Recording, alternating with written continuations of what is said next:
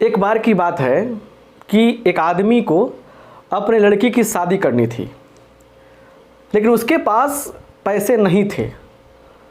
तो उसको उसकी पत्नी ने राय दिया कि एक काम कीजिए, आप चले जाइए राजा साहब के पास और वहाँ पे जाकर अपना प्रस्ताव रखिए कि ऐसी ऐसी बातें हैं, थोड़ा सा मुझे मदद की ज़रूरत है, शायद कुछ हो जाए। तो वो सहमत हो गया कि ठीक है, राजा के पास हम जाएंगे।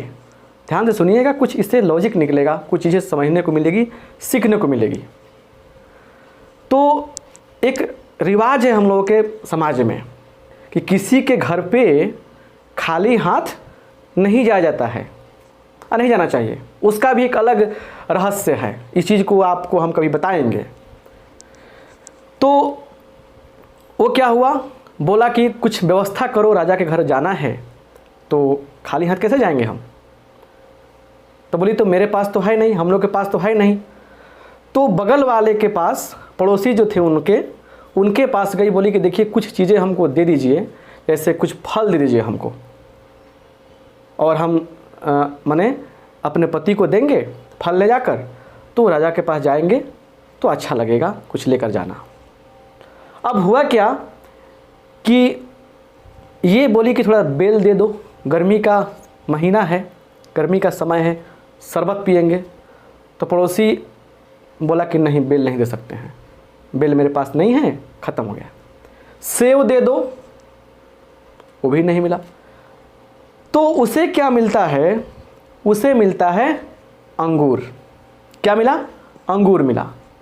और अंगूर लेकर आई, थोड़ा सा अंगूर था लेके आई। बड़ा मन में उसको क्षोभ था कि सिर्फ अंगूर लेकर जाएंगे आप तो क्या होगा। फिर भी हिम्मत बांध के वो अंगूर को लेकर जाता है राजा के पास, बैठता है कुछ दूर पे और भेंट के रूप में उन्हें देता है। राजा का मूड पहले से ही किसी कारण से ऑफ था, तो दूर बैठा हुआ था, बोला कि महाराज कुछ बात कहने हैं आपसे।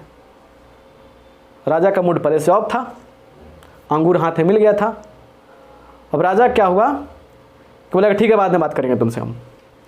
वो अंगूर चला चला लगा मारने इसे। जब पहला अंगूर मारा इसे तो ये देखा कि क्या हो रहा है। फिर दूसरा अंगूर मारा तो लगा हंसने, तीसरा अंगूर मारा फिर जोरों से हंसने लगा। राजा शौक, भाई ये हंस क्यों रहा है। तो फिर एक और अंगूर मारा, फिर वो देखता है ऊपर की ओर, फिर लगा हंसने। तो पूछा कि रहस्य क्या है तुम्हारे हंसने का। तब बोला कि ईश्वर जो करता है ना, बड़ा बढ़िया करता है। क्योंकि अगर बेल मिल गया रहता मेरी पत्नी को, तो मैं सोच रहा हूँ कि अभी मेरा हाल क्या होता। आप तो बेल चला कर मेरा माथा फोड़ दिए रहते। तो ईश्वर के न्याय पर हमेशा भरोसा करना है। लेकिन एक बहुत दिलचस्प बात है इसमें, लॉजिकली समझिएगा इस चीज़ को, कि वर्तमान में जब चीज़ें घटती है हमारे साथ ना, उसको सहना बहुत ही पीड़ादायक होता है, बहुत ही कठिन चीज़ होता है। और जो सह जाता है उसी का लह जाता है। ये छोटा सा एक सेंटेंस सुनते हैं ना, जिसका जो सहेगा उसी का लहेगा।